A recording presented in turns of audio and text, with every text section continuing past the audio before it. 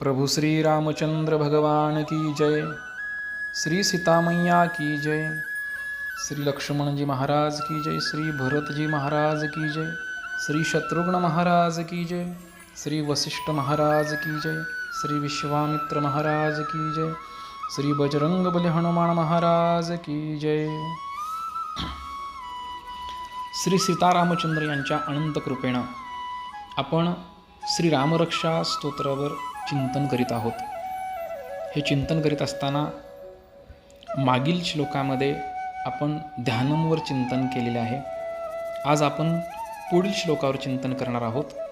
चरितम रघुनाथस्य शतकोटी प्रविस्तरम एकैकमक्षरम पुंसा महापातकनाशनम हा आपला आजच्या चिंतनाचा श्लोक आहे।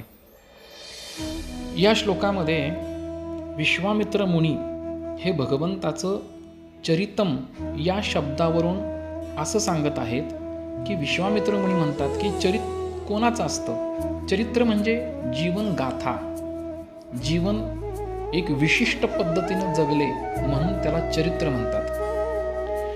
आपलंही जीवन जगणं असतं आणि महापुरुषांचं जीवन हे जगणं असतं। साध्या जीवनशैलीमध्ये जो जीवन जगतो त्याला जीवन जगला असं म्हणत नाहीत। जो विशिष्ट प्रकाराने धर्माचं रक्षण करून, शत्रूंचा नाश करून, शरणांगताला आधार देऊन सत्य मार्गावर जो आपलं जीवन जगत असताना कितीही कष्ट आले, कितीही संकट आली तरी सुद्धा त्यांना जो सामोरे जातो आणि पाठ फिरवून पळून जात नाही, अशा प्रकारे जो जीवन जगतो त्याचं चरित्र लिहिलं जातं। म्हणून विश्वामित्र मुनींनी या ठिकाणी चरितम हा शब्द वापरलेला आहे।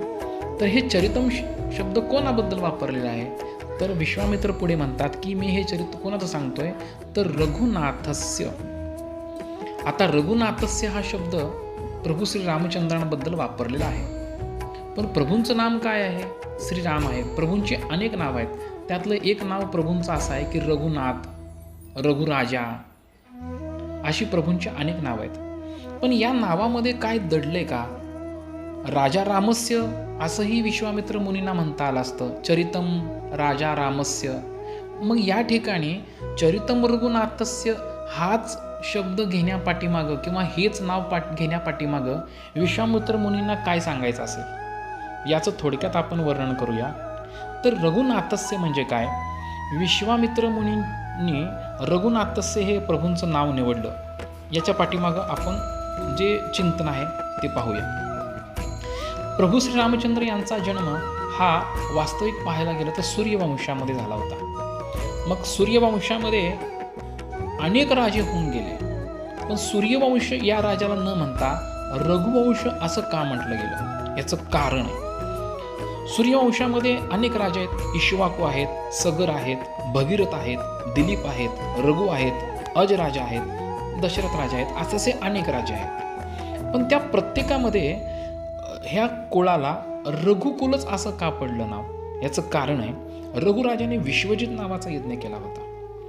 त्या यज्ञामध्ये त्यांनी सर्व काही दान करून टाकलं। सर्व काही म्हणजे काय? सगळं राज्य, खजिना, हत्ती, घोडे, गाई, अंगावरचे अलंकार, एवढंच नाही तर अंगावरचे स्वतःचे वस्त्र सुद्धा त्यांनी सगळं दान करून टाकलं होतं। फक्त एक वस्त्र अंगावर ठेवलं होतं आणि सगळं सोडून ते वनामध्ये जायला निघाले होते।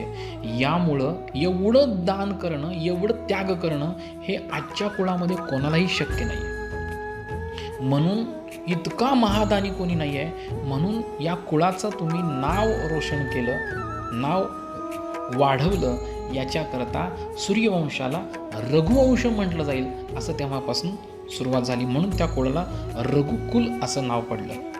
त्यापुढे मग त्या कुलामध्ये दिलीप राजा आहेत, भगीरथ आहेत। भगीरथाने स्वर्गावरून गंगा आणली होती आपल्या पूर्वजांचा उद्धार करण्याकरता। दिलीप राजाने प्राणाचा त्याग केला होता नंदिनी नावाच्या गाईला वाचवण्याकरता। ते तुम्हाला चरित्र माहीत असेल, बरंच विस्तारपूर्वक चरित्र आहे। पुढे मग हे सगळं जे कुळाचं नाव आहे हे रघुकुल पडलं। मग रघुकुलाचं रक्षण करणारे नाथ असतात। प्रभूंना काय म्हणलेलं आहे? रघुनाथ। नाथ म्हणजे काय? स्वामी। नाथ म्हणजे काय? मालक, नाथ म्हणजे काय, रक्षण करणारे. मग प्रभूंना रघुनाथ असं का म्हणलेलं आहे? रघुकुलाचे स्वामी कसे झाले? कारण चालूमध्ये आता तेच मालक आहेत, बरोबर आहे, मालक तेच आहेत, स्वामी तेच आहेत. पण नाथ या शब्दाचा अर्थ असा येतो की रक्षण करणारे. म्हणजे रघुकुलाचं रक्षण केलं म्हणजे काय केलं यांनी? याच्या पाठीमागं थोडं सूक्ष्म चिंतन आहे. पहा, रघुकुलाचं रक्षण भगवंताने कसं केलं? ज्या वेळेला दशरथ राजाने कैकेयी मातेला वचन दिलं होतं की तुम्ही, काही देवासूर संग्राम होता, देवासूर संग्रामामध्ये कैकेयी मातेनं रथाचं चाक निसटायला लागलं म्हणून त्यांनी स्वतःचा हात तिथं घातला, परंतु रथ काय त्यांनी कोलमडू दिलं नाही, उलटून पडू दिला नाही. दशरथ राजाचं रक्षण केलं त्या ठिकाणी. म्हणून दशरथाने त्यांना 2 वर मागायला सांगितले होते, 2 वचन दिले होते. मग रघुकुलाचा एक नियम आहे, रघुकुल रीत सदा चली आई, प्राण जाय पर वचन न जाई. म्हणजे प्राण जायतील पण वचन जाणार नाहीत. म्हणून त्यांनी कैकेयी मातेला 2 वचन मागायला सांगितले होते. पण कैकेयी माता म्हणाल्या की मी वेळेप्रसंगी ते मागून घेईन. मग पुढे प्रभूंचं, सीतामाईचं, सगळ्या राजकुमारांचं लग्न झालं, ते अयोध्येमध्ये आले. त्याच्यानंतर मंथरेने कैकेयी मातेची बुद्धी कशी फिरवली हे सगळं तुम्हाला माहिती आहे. मग त्यावेळेला कैकेयी मातेनं दशरथ राजाला 2 वचन मागितले. त्यातलं पहिलं वचन असं आहे की श्रीरामचंद्र यांना वनवासाला पाठवणं, आणि दुसरं वचन आहे की भरताला राजगादी देणं. मग दशरथ राजा कैकेयी मातेला म्हणाले की मी एक वेळ भरताला राजगादी देईन, पण श्रीरामाला वनवासाला पाठवणार नाही. एक वचन पाळायला तयार आहेत, पण एक वचन पाळत नव्हते. मग त्यामुळं ते आपल्या भवनामध्ये गेले, आणि भवनामध्ये गेल्यानंतर मग प्रभू श्रीरामचंद्रांना कळलं की असा असा प्रसंग घडलेला आहे. म्हणून ते आपल्या वडिलांना भेटायला त्यांच्या भवनामध्ये गेल्यानंतर तिथं कैकेयी माता आल्या आणि त्यांनी सांगितलं की तुझे पिताश्रींनी मला 2 वचन दिले होते, त्यातलं एक वचन आहे भरताला राजगादी देणं, आणि दुसरं वचन आहे की 14 वर्ष श्रीरामचंद्र म्हणजे तुम्हाला वनवासाला जायचं आहे, असं वचन मी मागितलं होतं. त्यावेळेला प्रभूंनी सांगितलं की हे पिताश्री, तुम्ही जर कैकेयी मातेला वचन दिलं असेल तर ते वचन पाळा, कारण आपल्या रघुकुलाचा हा नियम आहे की प्राण जाय पर वचन न जाई. त्यावेळेस दशरथ राजा श्रीरामचंद्र यांना म्हणतात की हे राम, मी कैकेयीचं एक वचन पाळायला तयार आहे, भरताला मी राजगादी द्यायला तयार आहे, परंतु तुला म्हणजे श्रीरामचंद्र याला मी वनवासाला पाठवायला तयार नाही. पण प्रभूंनी सांगितलं, हे दशरथ राजा, हे पिताश्री, आपल्या कुळाची परंपरा आहे, प्राण गेला तरी वचन जाऊ द्यायचा नाही. मग तुम्ही एवढ्या एकासाठी आपल्या कुळाचा नाश कशाला करताय? आपल्या कुळाचा गौरव, आपल्या कुळाची गरिमा कशाला तुम्ही धुळीस मिळवताय? म्हणून तुम्ही असं करू नका. म्हणून कुळाचा गौरव आणि कुळाची गरिमा ही धुळीस मिळू नये, कुळाचा नाश होऊ नये, याच्याकरता प्रभूंनी आपल्या वडिलांनी दिलेलं वचन पाळण्याकरता वनवासाला जायची तयारी दाखवली. म्हणून प्रभूंना रघुनाथस्य म्हणजे कुळाचं रक्षण करणारे असं म्हणतात. बरं, आता काही लोकांना असं वाटेल वनवासाला जायची तयारी दाखवली म्हणजे एवढं मोठं काय केलं, एवढं मोठं काय केलं? वनवास म्हणजे हा शब्द आपण 1000 करोड वेळा ऐकलाय म्हणून आपल्याला तो सोपा वाटतोय. पण वनवास हा शब्द साधा आणि सोपा नाही आहे, लक्षात घ्या. एखाद्या व्यक्तीला जर 4 दिवस घराच्या बाहेर जायचं असेल ना, तर आपल्याला सगळ्या सुखसोयीनी युक्त गाडीनी, बॅग भरून, कपडे, फोनपे, गुगल पे, पाकिटामध्ये 10-20 हजार रुपये, गळ्यात, कानातलं, अंगातलं सगळे कपडे घेऊन आपण घराच्या बाहेर पडतो. तरी आपल्याला असं वाटतं की घरी कधी येईल. परंतु प्रभूंनी 14 वर्ष वनवास स्वीकारला होता. आणि तो वनवास म्हणजे काय माहीत आहे का? काहीही राज्यसेवा घ्यायची नाही, राजाचे अलंकार घ्यायचे नाहीत, राजाचे वस्त्र घ्यायचे नाहीत, एकही सेवक नाही, दास नाही, दासी नाही, एवढंच काय, घोडा नाही, हत्ती नाही, रथ नाही, हे सगळं त्यागून 4 दिवस नाही 14 वर्ष जायचं आहे महाराज. वनवास सोपा नाही. ज्या वेळेला भगवान श्रीरामचंद्र आणि सीतामय्या यांचा विषय चालू आहे, या दोघांचा संवाद चालू आहे, त्यावेळेला प्रभू श्रीरामचंद्र सीतामाईला म्हणतात की हे सीता, तुम्ही वनवासाला माझ्यासोबत येऊ नका, कारण वनवास साधा नाही आहे. वनवासाबद्दल सांगताना प्रभू सांगतात, कुसकंटक मग का कर नाना, चलब पयोदिनी बिनु पद त्राना, चरण कमल मृदु मंजु तुम्हारे, मार्ग अगम भूमिधर भारे, कंदर कोह नदी नद नारे, अगम अगाध न जाहि निहारे, भालू बाग बृक केहरी नागा, करहि नाद सुनि धीरजु भागा. भगवान म्हणतात, हे सीता, हा वनवासाचा रस्ता साधा नाही आहे. याच्यामध्ये कुश आहेत, काटे आहेत. ह्याच्यामध्ये असे काटे आहेत ना, जे काटे फक्त टोचत नाहीत, तर टोचल्यानंतर त्याच्यामध्ये आग पडते, शरीराला एक त्रास होतो. फक्त रक्त काढत नाही, तर ते किती दिवस रक्त जरी बाहेर निघालं आणि काटा काढून टाकून जरी दिला ना, तरी त्या काट्याचं दुखणं हे पुढील कित्येक महिने तसंच राहतं. असे ह्या वनामध्ये काटे आहेत. हे भगवान श्रीराम सीतामाईला सांगालेत. आणि आपल्याला या वनामध्ये जाताना पायामध्ये पादत्राणे सुद्धा घालायचे नाही आहेत. अंगावर एक वस्त्र घेऊन फक्त निघायचं आहे. उद्याच्या वस्त्राचं नियोजन सुद्धा आपल्याला वनवासामध्ये सोबत घेऊन जायचं नाही. जे काय आहे ते वनवासामध्ये मिळेल त्यावर. पुढे वनवासामध्ये अन्न कसं मिळेल, किती मिळेल, कधी मिळेल, काही सांगता येत नाही. मिळालं अन्न तर वेळेवर मिळणार नाही. उशिरा मिळेल, पण ते चविष्ट असेल का नाही सांगता येणार नाही. ताजा असेल का नाही सांगता येणार नाही. शिळं तर शिळं खावं लागेल. ह्यामध्ये कुठल्याही प्रकारचं अन्नाची सोय नाही, राहण्याची सोय नाही. वनवासाच्या वाटेमध्ये अनेक दगड, धोंडे, माती, दर्या, खोऱ्या असणार आहेत. एक एक दगड, कंकर असेच ना, जे पायाला जर सहज जरी लागले ना, तर पायाला सरळ भेगा पडणार आहे, चीर पडणार आहे, त्यातून रक्त प्रवाह वाहू लागणार आहे. त्यासाठी तो रक्त थांबवण्यासाठी पायाला बांधायला सुद्धा आपल्याकडे वस्त्र नसणार आहे. असं हे वनवासाचे रस्तेत हे भगवान सीतामाईला सांगायला लागलेत. भगवान म्हणतात, हे सीता, तुमचे चरण कमल मृदू मंजू तुम्हारे, मार्ग अगम भूमिधर भारे. तुमचे हे मृदू मंगलमय चरण, कोमल कमळासारखे चरण या वनवासाच्या वाटेला सहन करणारे नाही आहेत. हा वनवास खूप कठीण आहे, भयावह आहे. एवढंच नाही, या वनवासामध्ये रात्री झोपायचं म्हटलं तर तिथं काही राजमहल नाही आहे, आडोसा नाही आहे. इथं भयानक पर्वतांच्या गुफा आहेत, दर्या आहेत, नदी आहेत, नाल्या आहेत. आणि एवढंच नाही, याबद्दल आपल्याला अगम्य आहे, म्हणजे हे आपल्याला काहीही माहीत नाही. नदी किती खोल आहे माहीत नाही, नाले किती खोल आहे माहीत नाही, दर्या किती खोल आहे माहीत नाही आहे. आणि एवढ्यातून झोप होणार नाही आहे. दिवसा झोपायला मिळेल का नाही माहीत नाही, कारण या वनामध्ये इतकी भयानक जंगल आहेत ना, या जंगलामध्ये इतकी घनदाट झाडी आहेत की दिवसासुद्धा सूर्याचा प्रकाश जमिनीवर पडत नाही, अशी घनदाट जंगल आहेत. तिथं दिवसासुद्धा अंधार पडेल असं भयावह जंगल आहेत.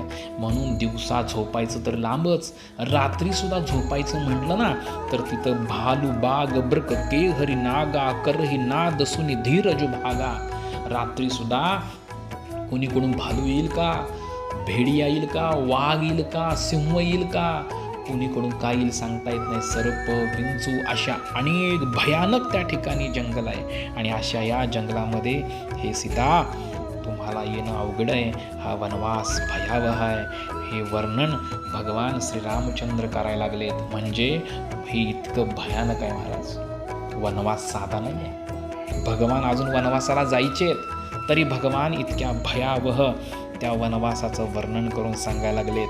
म्हणजे वनवासाचं दुःख, कष्ट, संकट, अडचणी हे भगवंताला सगळं माहिती होतं, तरीसुद्धा भगवान त्या वनवासाला जायला तयार आहेत. म्हणजे दुःख, कष्ट, अडचणी, संकट माहिती असून सुद्धा ज्यांनी वनवास स्वीकार केला त्यांनाच म्हणतात रघुकुलाचे रक्षण करणारे.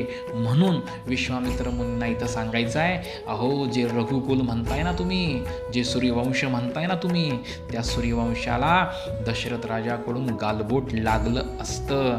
कारण पुत्रप्रेम एवढं होतं ना की त्या पुत्रप्रेमापोटी दशरथ राजा एक वचन पाळायला तयार होते, परंतु दुसरं वचन पाळत नव्हते. परंतु ह्या रघुकुलाचं रक्षण करण्याकरता, आपल्या वडिलाची गरिमा सांभाळण्याकरता सांभाळण्याकरता, सन्मान सांभाळण्याकरता ज्यांनी रघुकुलाचं रक्षण केलं त्यांना म्हणतात रघुनाथस्य. म्हणून विश्वामित्र मुनींनी या ठिकाणी आवर्जून रघुनाथस्य हा शब्द वापरलेला आहे. पुढे विश्वामित्र मुनी म्हणतात अशा या रघुनाथाचं वर्णन करण्याकरता 100 कोटी सुद्धा श्लोक कमी पडतील. 100 प्रविस्तरम. जर विस्तार करायचं म्हटलं ना या रघुनाथाचं चरित्राचं तर 100 कोटी सुद्धा श्लोक कमी पडतील. इतकं मोठं आणि विस्तृत चरित्र आणि रमणीय चरित्र या माझ्या प्रभू श्रीरामचंद्रांचं असं विश्वामित्र मुनी म्हणतात. परंतु तुम्ही लोक हो, तुमच्यासाठी 100 कोटी वाचायची गरज नाही आहे. तुमच्यासाठी एक मक्षरम पुंसा. तुमच्यासाठी या चरित्रातला एक अक्षर जरी कुणी श्रद्धापूर्वक प्रेमानं जर वाचलं ना तर तुमच्या पापाचा नाश होईल म्हणतायत. म्हणून एक अक्षरम, एक अक्षर सुद्धा याच्यामध्ये महापापांचा नाश करणार आहे. याच्यामध्ये शब्द वापरलाय पुंसा. आता पुंसा या शब्दाचा अर्थ काय? पुंस अधिक आम, पुंसाम असा उच्चार होतो. बहुवचन आहे आम. आणि पुंस म्हणजे याच्यामध्ये मनुष्य आले, सगळे मनुष्य. मनुष्यामध्ये लहान मोठे, स्त्री पुरुष वृद्ध असं काही नाही. सगळे यारे यारे लहान थोर, याते भलती नारी नर सगळे आले. याला पुंसा म्हणलेला आहे. म्हणून पुढे म्हणतात की सगळे महापातकाचं नाशक करणारे आहेत. महापातक. आता महापातक म्हणजे काय? महान असं पातक म्हणजे महापात. शास्त्रामध्ये 5 महापाप सांगितलेले आहेत. पहिलं आहे ब्रह्महत्या. ब्रह्महत्या म्हणजे ब्राह्मण, गुरु, ज्ञानी व्यक्ती यांचं हत्या करणे किंवा यांच्या शब्दाला डावलणे. यांच्या शब्दाला डावलणं म्हणजे सुद्धा ब्रह्महत्याच आहे. हे ब्रह्महत्या पहिलं पातक आहे. मद्यपान 2 नंबर पातक आहे. दारू पिणं. त्याचबरोबर अभक्ष भक्षण करणं, खाऊ नये ते खाणं हे सुद्धा मद्यपानामध्येच येतं. म्हणजे मांसाहार करणं हे सुद्धा मद्यपानामध्ये येतं. त्यानंतर आहे तिसरं सुवर्णस्तेय म्हणजे सोन्याची चोरी करणे किंवा एखाद्याच्या जमीन लुबाडणे, भयानक चोरी करणं, याला सुवर्णस्तेय म्हणलेलं आहे. चौथं पाप आहे गुरुतल्पगमन म्हणजे गुरुपत्नीशी किंवा गुरूंच्या घरातल्या एखाद्या व्यक्तीशी, मुलीशी वगैरे त्या ठिकाणी निषिद्ध संबंध ठेवणे, याला पाप म्हणलेलं आहे. पुढे 5वं पाप आहे. याला काय म्हणतात तर वरची 4 पापं ज्यांना केली आहेत त्याच्या हातचं खाणं, त्याच्यासोबत राहणं किंवा त्याला साथ देणं हे 5वं महापाप आहे. याच्यामध्ये मातृहत्या, पितृहत्या, गोहत्या ही सगळी महापाप आहेत. आणि विश्वामित्र मुनी म्हणतात की बाबांनो, तुमच्यापैकी कोणाकडून जर इतकं भयानक हे महापाप जर घडले असतील ना तर तुम्हाला जर खरोखर पश्चाताप होत असेल ना तर तुम्ही या रघुनाथाच्या चरित्रातील एक अक्षर जरी प्रेमानं वाचलं, श्रद्धापूर्वक वाचलं तर तुमच्या महापाताचा सुद्धा नाश होईल. असं हे सीताराम यांचं चरित्र आहे. असं हे सीतारामचंद्र या जगाच्या महापापाचा नाश करण्याकरताच यांनी आपलं चरित्र या जगाला लीलेनं दाखवलेलं आहे असं विश्वामित्र मुनी या प्रथम श्लोकामध्ये म्हणत आहेत. अशा पद्धतीनं आपण या प्रथम श्लोकाचं चिंतन केलेलं आहे. झालेली सेवा प्रभू श्री रामचंद्र सीतामाई यांच्या चरणी समर्पित करूया. जय श्रीराम. रामकृष्ण हरी.